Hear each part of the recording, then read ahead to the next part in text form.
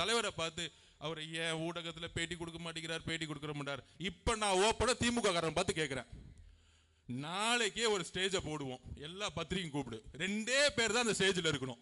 எல்லா நிர்வாகிகளும் இந்த கேள்வியை பதில் சொல்லுங்க. ரமேஷ், ராஜ்மோகன் எல்லா பேட்டியிலும் சொல்லுங்க, சேலஞ்ச் விடுற முதலமைச்சரை பார்த்து, எந்த பேப்பர் இல்லாம உன் பக்கத்துல எந்த நிர்வாகி இல்லாம தனியால ஸ்டேஜ்ல வந்து உட்கார். என் தலைவர் தனியா வருவார். 2 பேரை வச்சு பிரஸ் கான்ஃபரன்ஸ் நடத்துவோம். இந்த போட்டிக்கு நான் ரெடினா நாளைக்கே நான் ரெடி, என் தலைவர் ரெடி. இந்த அள்ளு சில்லறைகளாம் என் தலைவர் பதில் சொல்ல மாட்டார். இந்த அள்ளு சில்லறை, இந்த அண்டா சொம்பு டீஸ்பூனு இதுக்கெல்லாம் பதில் சொல்ல மாட்டாரு. என்ன ஒருத்தருக்கு தான் இங்க போட்டியே, திமுக டிவிக்கு திமுக. பிரஸ் கான்ஃபரன்ஸ் பத்தி நீங்க பேசுறீங்க, எப்ப பார்த்தாலும் திமுக மேடையில டிவி எல்லாம் பாருங்க. அதான்